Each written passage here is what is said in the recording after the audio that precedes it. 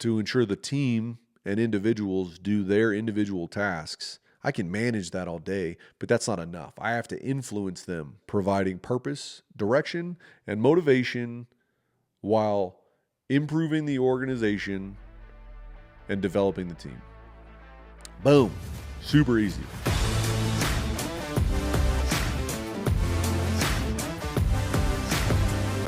This is a podcast for leaders and entrepreneurs who want to scale their teams, sharpen their leadership skills, and drive real impact. I'm Terrence Colson, and after 18 years of leading and developing teams, I've seen firsthand how so many leaders struggle, and more importantly, what it takes to fix it. Today, we're diving into the 4 biggest reasons why leaders fail, and more importantly, how the BOLD factor can provide a proven roadmap on how to avoid these pitfalls or just course correct in general. If you're leading a team, growing a business, or stepping up into a higher level leadership role, this episode is going to be for you and this podcast is going to be for you. What we do here is provide the foundational skills to lead at different levels as you move up, whether you're the one in charge and you can develop skills for yourself, or you want to develop those leadership skills for your team as you build that team and expand on whatever you're building, either in your personal career or as a business owner. This framework of BOLD is the foundational framework that we're going to operate out of throughout this podcast. We're going to do some interviews and bring in some leadership experts. We're going to experience different types of leadership and different arenas that people have to lead in. We're going to look at the difference between developing yourself and developing others. We're going to go over a lot of different stuff. I'm excited to get this kicked off, and I can't wait. So let's get this started and get you leading boldly. All right, so what we want to start off with is, first of all, why does this podcast even matter? Why does this episode matter? What am I going to be able to say or do that isn't covered in some random book off Amazon or some YouTube TED Talk? And so that's the biggest reason I want to start off this way. First of all, leadership isn't just about having a title, right? It's about execution. And the biggest thing with that is that word, execution. What I've found is there's a lot of philosophy around leadership and teaching leadership. There's a lot of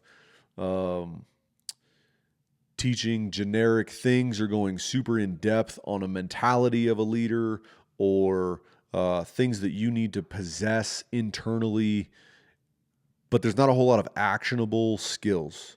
One thing I like as I go through my own self-development is Alex Hormozi talks about you have these concepts, and I'm going to butcher this, but you've got these concepts. The one I just recently watched was him talking about charisma, right? And you say, hey, I need to be more charismatic. So in this context, I need to be a better leader. But what does that mean? It's just like ethereal concept, and it makes it hard to take deliberate action. But really, there's all these underlying actions and underlying things that are very black and white, cut and dry, easy to understand. And so if I do those things, I will become a better leader. All right. So again, that's not an original idea, but I think it definitely encompasses what I'm trying to get after when it comes to leadership. People have done this in sales. They've done it in marketing. They've done it in content creation. They've done it in their own businesses as far as, developing this framework where you have actionable skills. And I haven't seen a ton of that personally on leadership. So we are going to provide you that so that you can take your leadership journey wherever you feel the desire without having to be held back with wondering what to do next or how to navigate those waters on top of the technical skills that you're already providing. All right. So now that that's covered, right, I think the biggest thing or one of the things that leaders deal with is they struggle not because they're bad leaders, right? But because they don't have the right framework like we talked about. They're going in and they're kind of relying on their natural skill sets and their natural abilities or experiences. And that's great, but you have to take that idea in your head and you have to put it down into words, into a framework so that you can navigate, hey, where am I maybe slipping? Where do I need to adjust things? Or if I come across a different team where the dynamics change, how do I adjust? And if you don't have a solid framework, that works like scaffolding for your leadership building. If there's no scaffolding as you're building this leadership structure for yourself, then when you go to pivot, that pivot's going to create damage and you're going to have to take 2-3 steps back. and then relearn those lessons. And it's going to be this natural, drawn out process. Many leaders struggle because they're not bad leaders. They just don't have a framework to operate from, right? So you might be a great leader, either where you're at, where you've been, depending on your journey and experiences.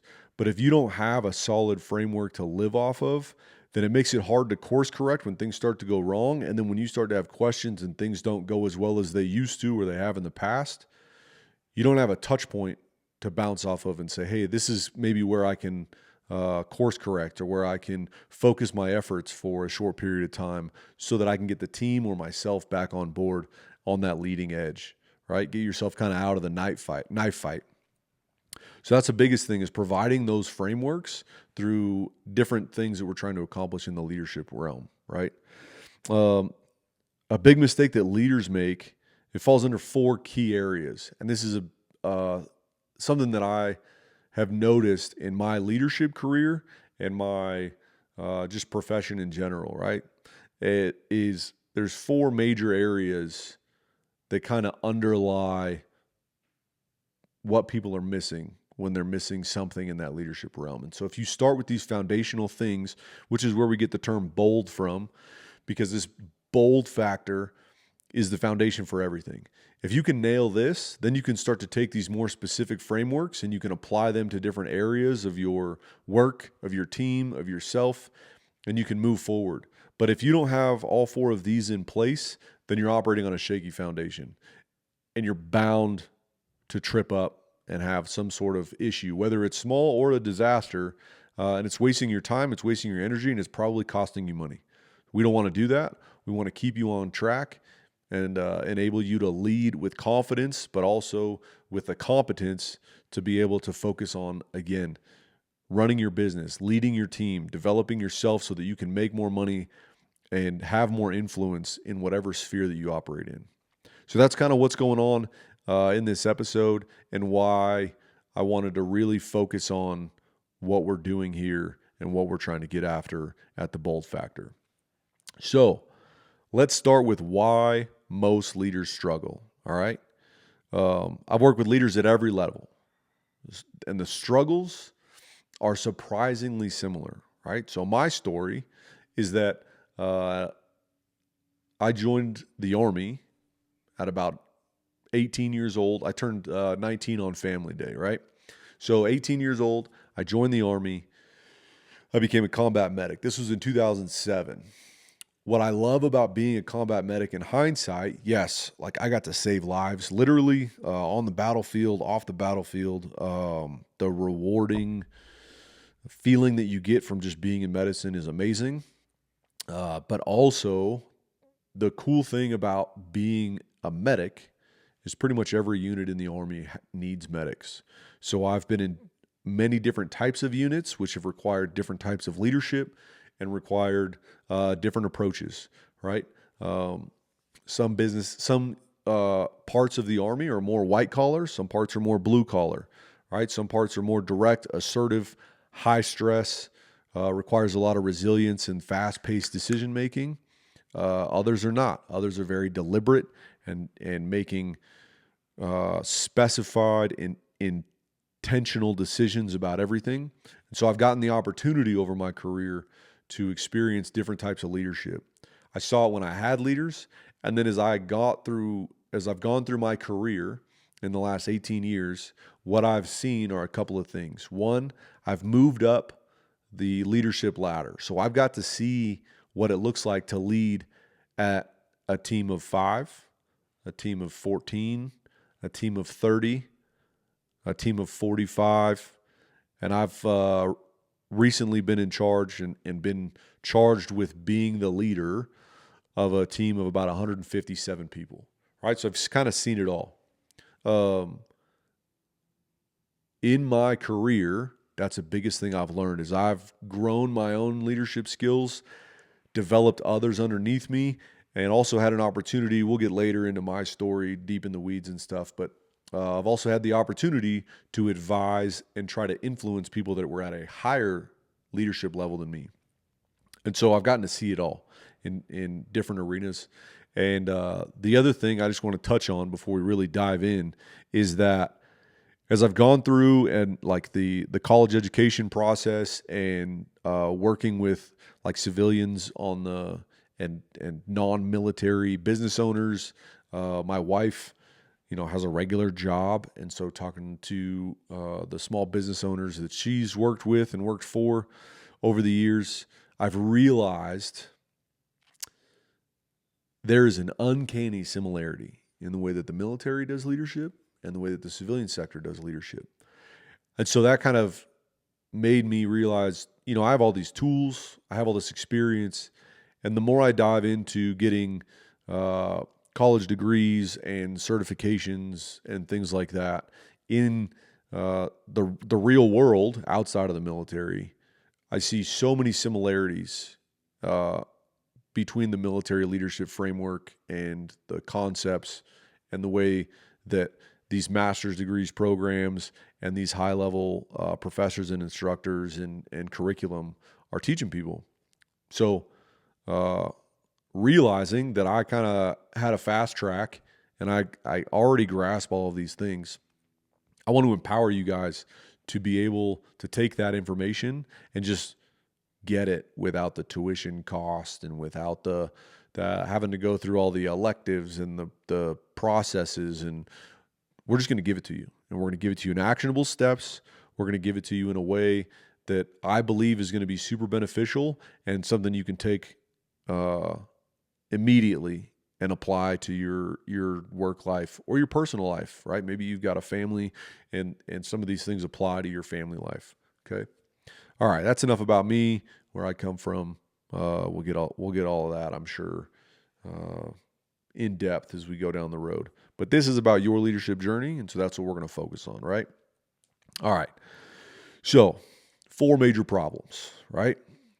One major problem that I see with leaders at any level is that when they have issues with the people that they're in charge of, that they're responsible for, that they lead, is they're trying to figure out why they can't get people on board. They can't get people to work together, or they can't get people to build momentum as a team on a project or just in general.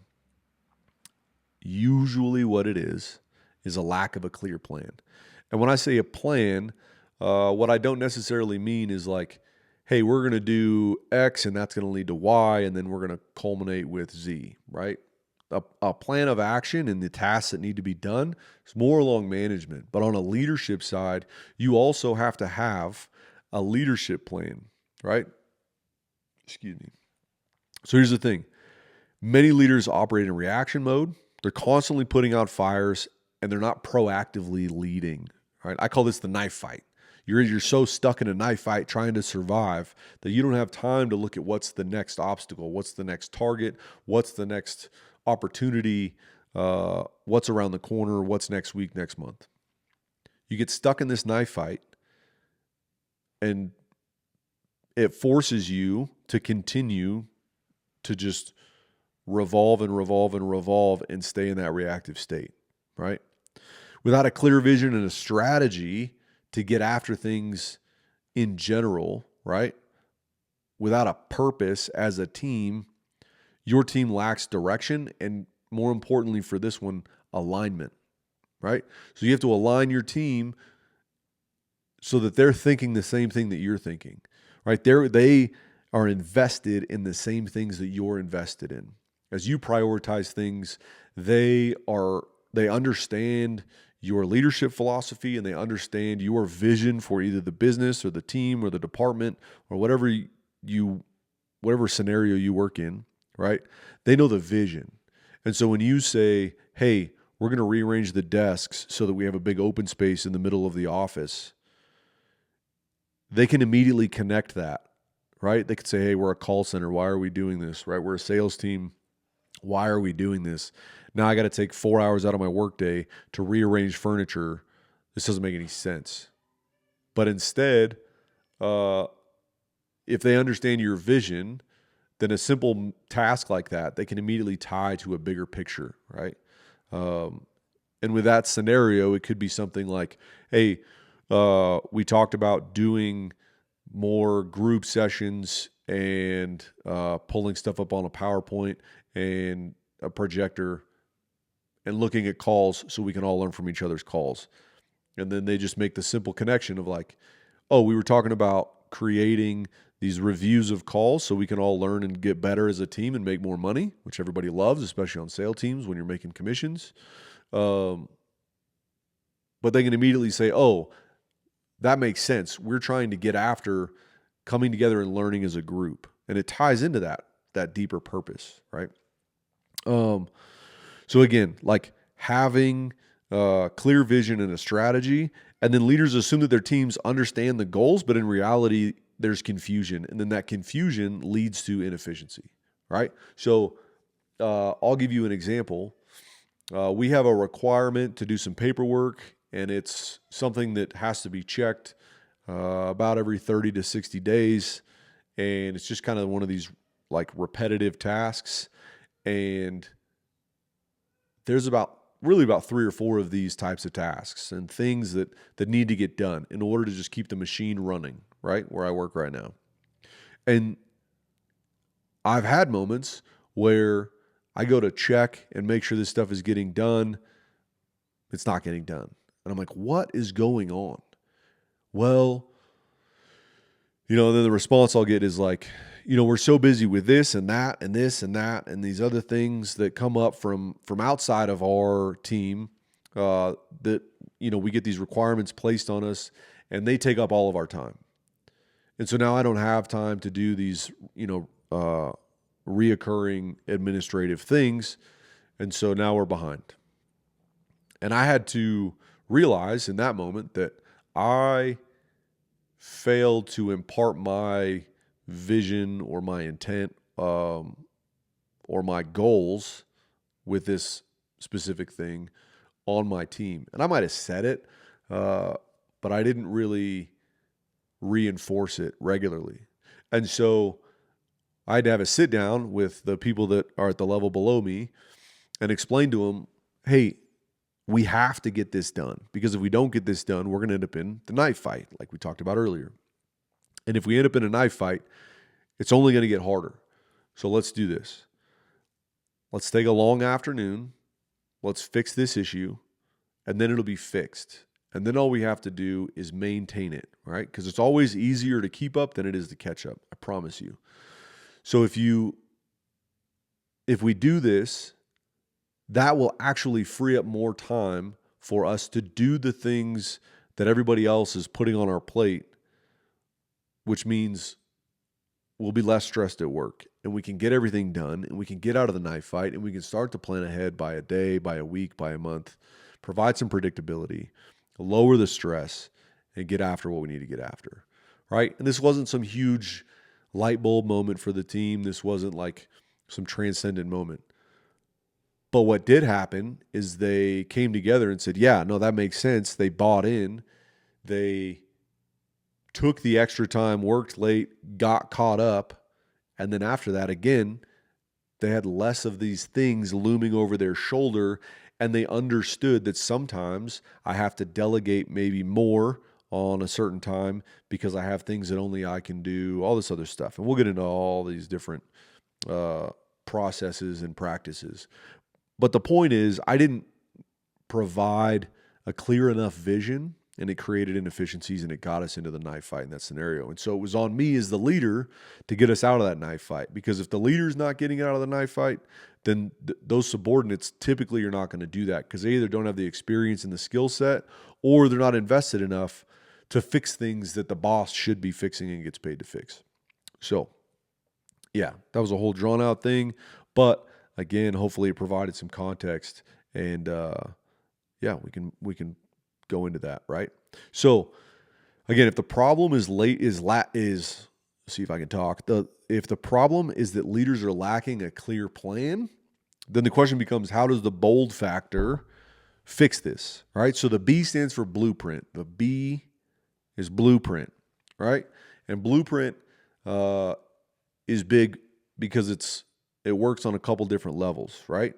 But it's very, very important, because good leaders, and definitely great leaders, they don't just wing it, right? They create a plan. And maybe that's a plan for a project. Maybe that's a plan for, a fiscal year, a calendar year, a sales quarter, whatever that looks like. But the plan is actually created and has some thought taken into it.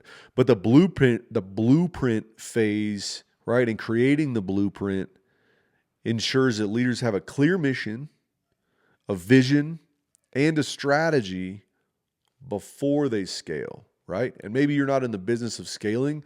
Maybe you're in a business of surging, right? Where you've got, hey, well, I'm running a small business and we have a cohort coming up and we have to like get after this thing because we have a launch, whatever that looks like, a book drop, whatever, right? So I have to go do a thing that's going to take a lot of energy and we want this to go right. You have to have a deliberate plan going in, right? But the other thing with a blueprint is you have to have an underlying blueprint as far as your leadership philosophy, what you as a leader and what the organization and your team finds important, what you prioritize, both in general, but also in specificity. So you have to tell them exactly where you're coming from. They have to know what's important to you, why it's important to you, and how you expect them to get after the things that are important to you. Because that's when you can start to let them do their thing and they can run and they can just execute, right? In the military, we call this mission command, right? If I provide a clear intent, right, both in the concept and in the specifics, then my lower level leaders understand those things. And so they can operate within those left and right limits. And it's like having bumpers on a bowling lane. Like they're much more likely to not hit the gutter. Now, I personally have seen the gutter get jumped, so it'll happen. But if you put the gutters in, your chances of failure or your chances of slipping into the knife fight are reduced greatly, right? So having a blueprint, that's huge. The second thing, leaders, this is another problem that leaders have, right? Is leaders get overwhelmed by chaos, right? So things are all over the place, right? Again, we talk about a book launch. We talk about a cohort starting. We talk about a dynamic shift. Hey, we just went from a team of 6 to a team of 24 because we're scaling, and now we have to operate at this weird level, and you've been brought up to manage 4 teams of 6 instead of 1 team of 6. And how do you do that, right? Or maybe you just doubled the size of your team and it all just seems like it's chaos now because you had a good vibe going, you had things going on that were making the work enjoyable, efficient, effective, all of that. And now all of a sudden you don't, right? So you get overwhelmed by that chaos. The biggest thing is that growth will expose inefficiencies, right? So if I'm doing something, I'll give you an example. I had an organization of 87, and then my boss, really my boss's boss, came down and said, "Hey, congratulations! I'm basically going to double the size of your organization, and I need you to just figure it out." Super intimidating in the moment because it's just dropped on your lap. So that was something that I had to figure out. Very easy to become chaotic. But I also realized in the weeks that followed, I had inefficiencies in my organization, but they weren't staring at me because they weren't inefficiencies that necessarily affected a team of 80, but they did affect a team of 160, right? And so those inefficiencies will become exposed, right? And the idea is that what works at this level probably doesn't work at this level. Now, foundationally, it might be the same thing, but there's a lot of nuance as you expand your team size and break down into teams of teams and things like that. And so it's easy to become overwhelmed. Again, how does the bold factor get after this? This is where we transition into O, organize, okay? So again, B is having a blueprint, both conceptually and task-oriented. The O is to organize, okay? Scaling requires structure and it requires intentionality, right? You can't just have a team and then you decide, hey, we want to go bigger. Maybe you're going into a new market. Maybe you're taking on uh, a new demographic. Maybe you're getting into like a merger, or you're acquiring something. You want to add another department, whatever that looks like. Okay. You're doing this thing. You can't just take yourself as the founder and your media guy and your finance guy or girl, person, and just like triple the size of the team and assume everything's going to work the same, right? Uh, as teams get bigger, they require more and a little bit different organization. And so you have to understand how that works, right? Uh, the other thing is that organizing both people, processes, and priorities ensure the leader isn't the bottleneck, right? So the idea is, right, you try to pour the soda out, and then the bottleneck stops the flow of the soda, right? Pretty complex. Just kidding. You can be the single point of failure in your team, and you can be in a situation where your team grows, and because you don't have people placed where they need to be placed, you don't have tasks prioritized the way that they're supposed to be or they should be prioritized, and you don't have processes in place where everything has to come to you because your junior leaders don't feel empowered or knowledgeable enough to make the decision. Your processes aren't set up for there to be a way for things to get done without your direct input, and now everything comes through me. So if I just double my team from 15 to 35, maybe I could get away with everything coming through me at 15. Even then, it's pretty tough, but maybe I pulled it off. Now my team size doubles. I have 30, 35 people. There's no way that's going to work, right? And you could still survive as a business, as an organization, but at the end of the day, you're not going to be nearly as effective or efficient as you should be, right? So having this organized factor in the O of bold and focusing on, okay, I've got my blueprint. Am I organized appropriately, right? And using that as a foundational tenet for the way that you're leading your team at whatever level you're at is going to be huge. I'll give you an example, right? You got a leader who's nearly burned out because they're not delegating, because, well, before they didn't have to delegate. They were just doing the task, and now it feels like they're doing the same job, but they're suffering from burnout. Well, yeah, the team's bigger, and so there's more volume coming in. And because of the volume, you have to delegate more tasks down. So you got to teach those people to delegate. We'll get into all that kind of stuff down the road. So organize. All right, let's get into number 3. Okay, the third reason why leaders fail, or they struggle, or they end up in a rut, right? It's not always necessarily like I'm the greatest or I fail. There's lots of in-betweens. I need to really work on not hitting this mic. But a big reason why leaders struggle is they fail to inspire and they fail to communicate. All right. And so the L in bold stands for lead. Right. And so leading, I actually really like the Army's definition of leading. I try to not, there's a lot of similarities in the different kind of realms. This isn't necessarily a military leadership podcast or business or program, right? But the U.S. Army defines leadership as providing purpose, direction, and motivation while improving the organization and developing the team. Boom. Super easy, right? Sometimes it's like, oh, there's all this jargon and there's all this, right, misconstrued stuff that's very like specific to the military. Sometimes they just know how to cut right to it. Okay, so I really like that definition. But the point is that leaders fail to do that stuff, right? And mainly they fail to inspire and they fail to communicate. All right.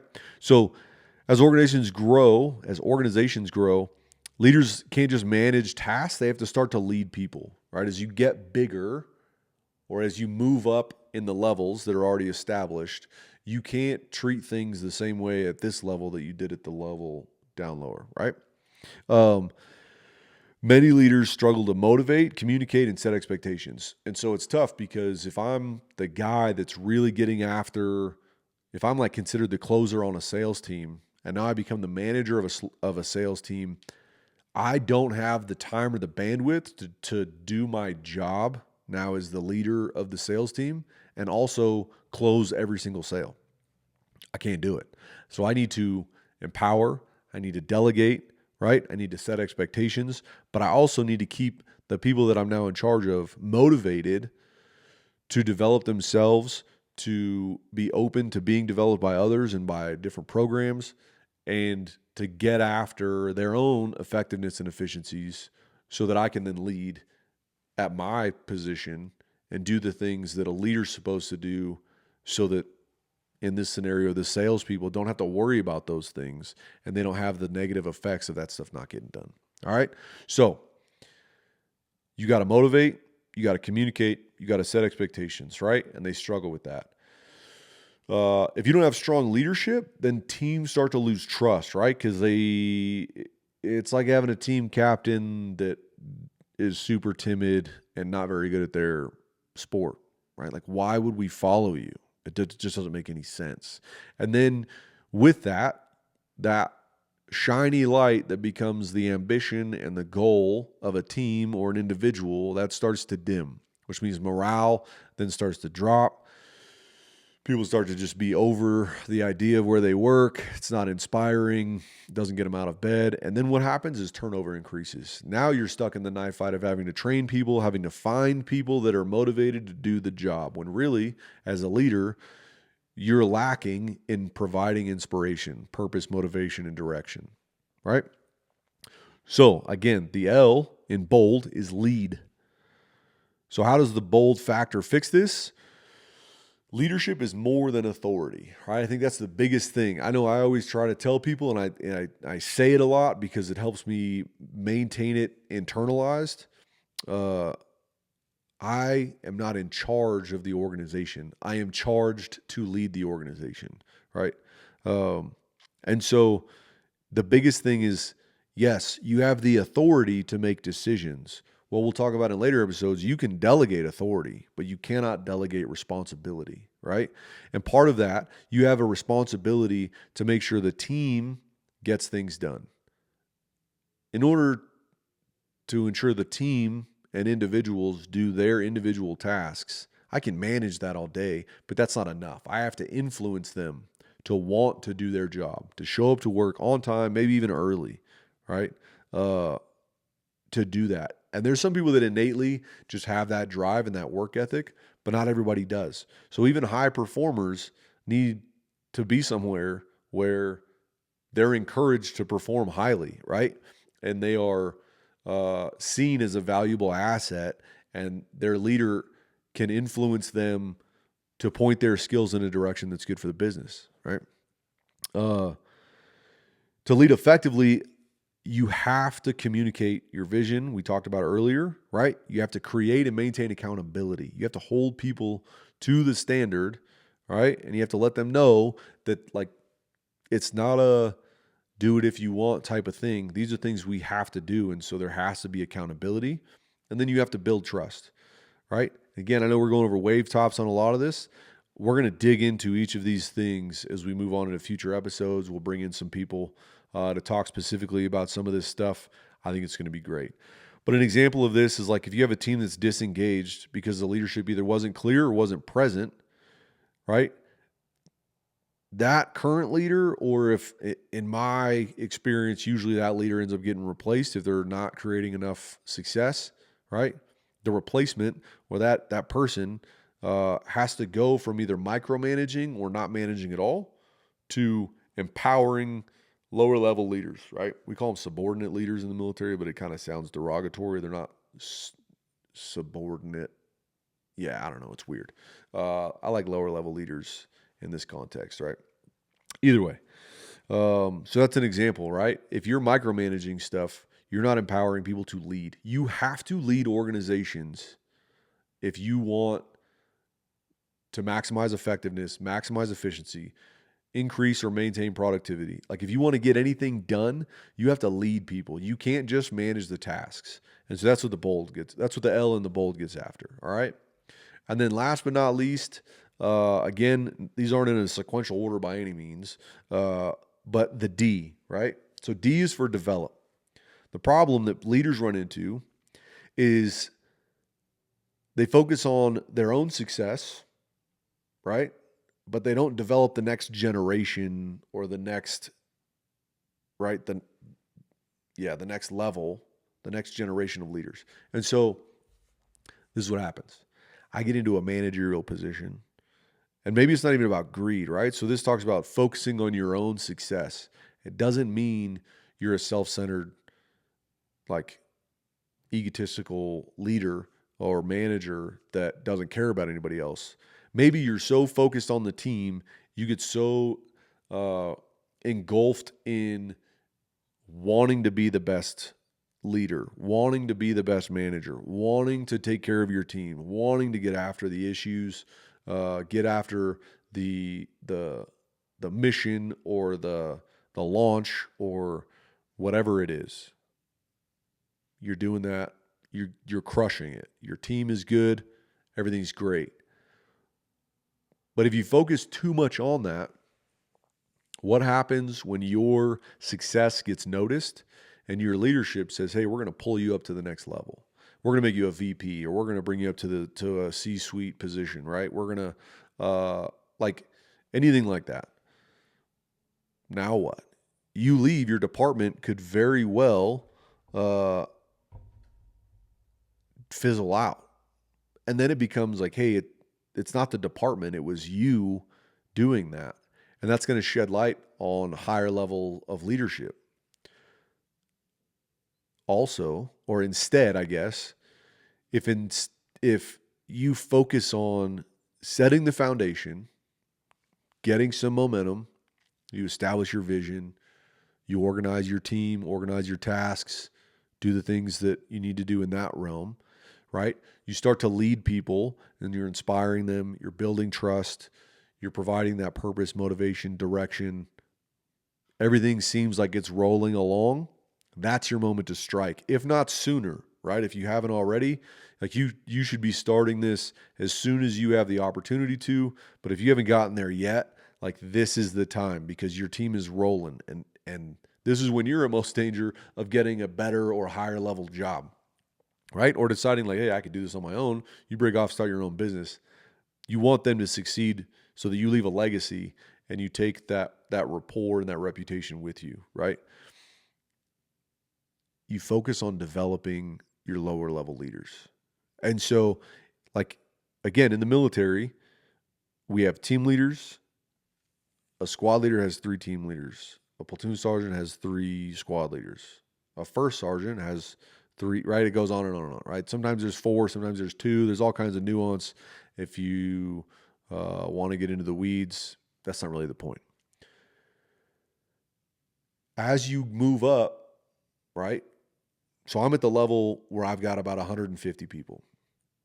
I need to be developing the people that are in charge of like 15 people to take the next step, and then and start to build those skills and those attributes where they're going to be ready to double their team size, where I can say, hey, you are now the boss of the position that you hold now, and you've got 3 of you, and I need you to manage that, right? I have to start building that. And I think one reason the military is good at that is because we move all the time, right? I've been in like, I think 8 different units in my career. And so you don't have forever. There's a big churn by position in the military. And so as soon as I show up somewhere, I am trying to set things and improve the organization. And I'm also trying to empower and educate and develop people so that the things that I do that are intended to help the organization, that those are maintained whenever I leave, right? So that's like how I would apply that, right? But you have to develop people, okay? So this bold factor, the D, is going to help you fix that issue, right, of not having a well-developed team by trying to get you to instill some of these things, right? You got to build more leaders, right? And you have to realize that development is a long-term investment. This is something that's ongoing. It's kind of in the background, but it's also important, right? It's something that you want to make sure you have plenty of touch points with. You make sure you're doing mentorship, training, right? Creating feedback, sustaining, like creating a sustainable team so that, again, like if I have a child and I'm out for 3 weeks, 12 weeks, depending on where you live, what the entitlements are, or what you have the freedom to just take off of work, right? Whatever that looks like, your team has to survive without you present. And the best way to do that is develop lower level leaders to cover down. And once they can do that, you almost start to be like, man, I don't really do anything here. And that's when you can start to look at, hey, what's next for me? And maybe you're happy where you're at and you just keep that thing churning, but it creates opportunities because now you don't feel like, man, this team really needs me, and they don't need you anymore because you've developed lower level leaders to do the things. And then you've empowered them and encouraged them to develop their lower leaders. So now you have this like ladder that everybody's crawling up, and you're just training people to replace you. And then when you're ready to be replaced, you raise your hand or somebody will see it, right? Usually they see it and they go, hey, we need you on this next level because you're ready to go. All right. So that's kind of the whole thing, right? Bold is the idea. This is the bold factor. Our goal here, empower leaders, transform teams. That's what we want to do. Okay. So they struggle, not because they aren't necessarily capable, but it's because they don't have a framework to guide their skill sets, right? And maybe you don't have some of these leadership skills. Maybe you're starting at a place where you're like, I've never led a team or managed a team. That's okay too. You can come in. If you're an entrepreneur, maybe you're a solopreneur and you're doing your thing and you're like, man, it's time to bring on a team. I know who I need to hire, but I don't know how to manage them or like be the boss. I got into this because I don't want to have a boss, but I've never been a boss either. That's okay. This is going to work for you too because you can build the foundation from scratch. There's no reconstruction that's needed. So that's great. Okay. So a framework. That is where bold comes from, is giving leaders a foundational framework and 4 tenets to work off of. Do I have a blueprint, right? Do I have a vision and do I have a plan? And understanding the difference between a vision and a plan. Am I organizing my organization, right? Do I have systems? Do I have delegation when it's appropriate? Do I have the right people in the right positions? All of that. Am I leading my organization, right? Am I empowering my leaders to push forward and push boundaries? Am I motivating people to come into work every day and get after it? Am I providing a purpose behind what we do as a team at whatever level? Am I providing enough direction to where people know what they need to be doing and why they need to be doing it? All that falls under lead.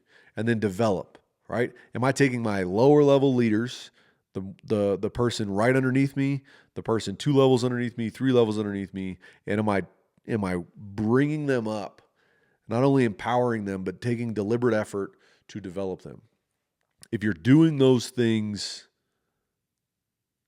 you will immediately see the amount of clarity that comes with trying to solve whatever problem you have, right? If you take one of those 4 buckets and you examine them and you say, hey, where might I be lacking? And you find one, you will know exactly where to start.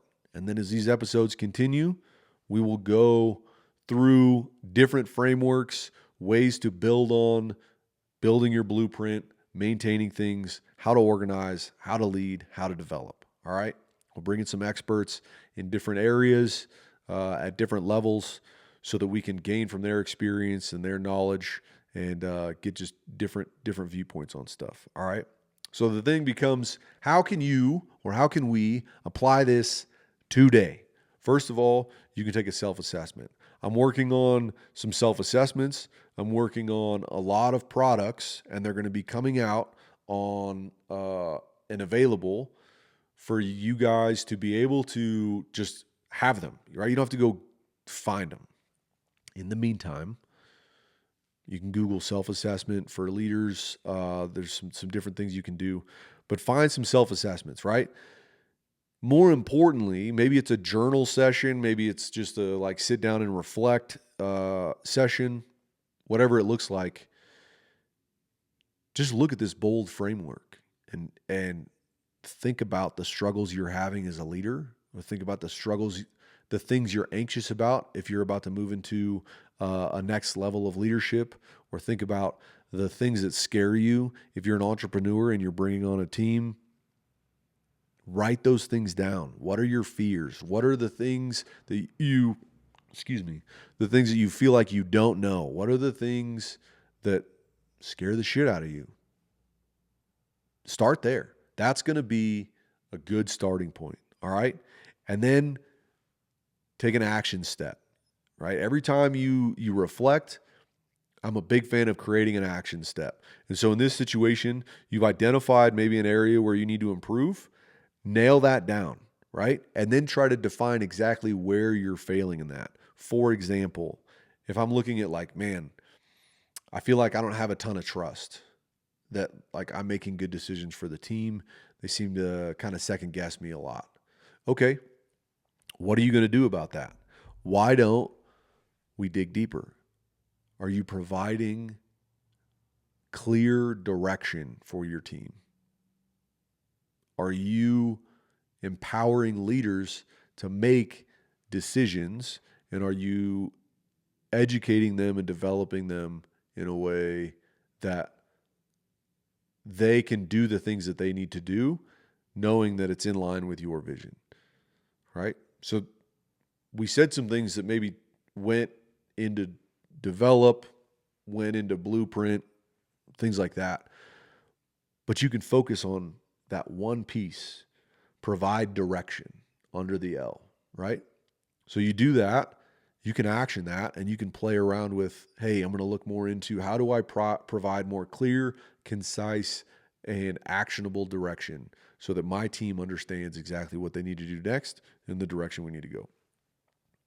And just see if it works, right?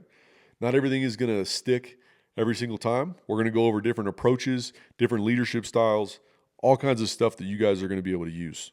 This is the first episode.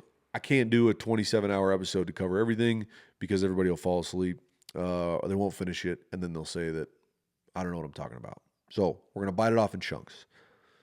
But that's the action step, right? Do a deep dive into what part of one of these bold frameworks you're maybe lacking in your team or at your leadership level, and then come up with a specific, like, hey, this is the thing I need to tackle. And then, like we talked about in the beginning of the episode, look at the actions that are related to doing that thing. What are the actions that are related to providing direction or providing motivation?